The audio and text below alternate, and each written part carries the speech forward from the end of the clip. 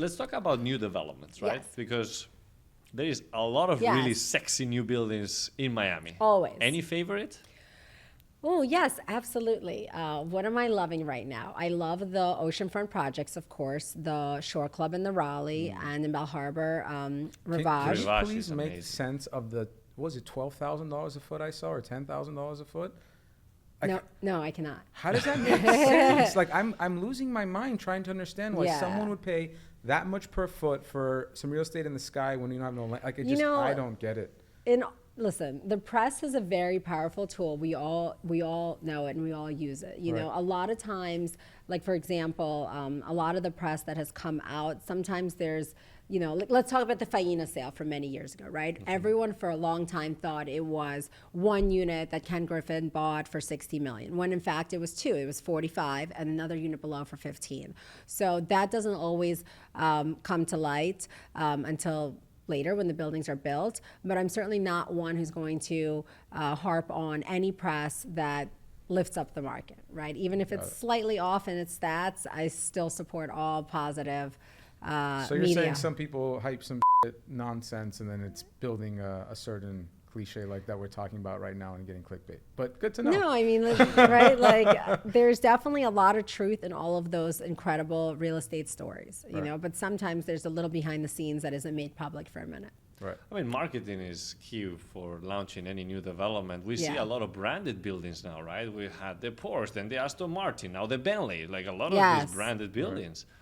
So is that something that you see that is going to keep on happening here? I mean, I'm not really into those buildings as much, nor the neighborhoods that they're being built in. You know, I'm really into the oceanfront Class A plus product from world famous architects. That's Right. what I'm drawn to. So that's what I sell the most of. You know, the last time I worked on site for a project was for 87 Park by Renzo Piano, and that was a wonderful experience. And I enjoyed coming to that office, and I enjoyed selling something that I would personally live in. So that's how I work new developments. You know, I don't run, because there's so many projects. You know, if you're a realtor, you could get lost in the sea So of many. visiting sales centers in Sunny Isles and in Brickell and all over town. But I choose 3 projects that I like, and that's what I focus on. And if I'm able to sell a unit or 2 in each one, great.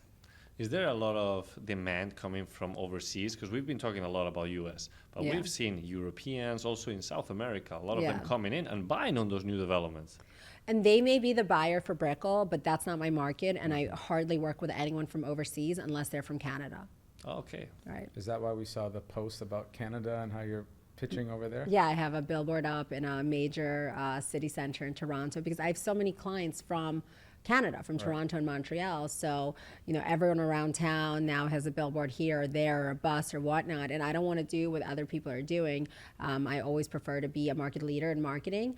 So I took a billboard in Toronto. So I have two, The two billboards, questions I on love that. I have, Yeah, I have it's two cool. very interesting questions on that. And feel free to be as honest as possible. Okay. Why have you not started your own shop yet? Because I don't want to. Any reason why? Because a lot of people want to go out on their own, Yeah. start their own team, which is going to be my next question. But Sure. what platform? Because I don't leave when I'm happy, Got right? it. Like, so why would I look for something different when I'm happy? You know, and I don't want to have a bunch of agents working underneath of me. I don't want to be dealing with day-to-day admin. Like, I like spending my time taking listings, finding buyers for them, and marketing. You know, that's the part that I enjoy. And when you're your own broker, you're dealing with escrows, agent problems, your own office, lease, you know, plus I work for a great company. You know, Element is an elite real estate firm. I have a great CEO. He lives down the street from you, Jay Parker. You know, our chairman's Howard Lorber. I make a call to Howard. He can tell me about any deal happening in New York, Greenwich, Aspen. It's a vibe. So and, there is and a I like the there vibe. is a value add for it. Is what the point I'm trying to get. Because Yeah. a lot of brokers, even in the commercial, are like, well, I'm just going to go off on my own and I don't have to pay a cut to the top. I'm Right. like, you're missing a lot of things that the top gives you that.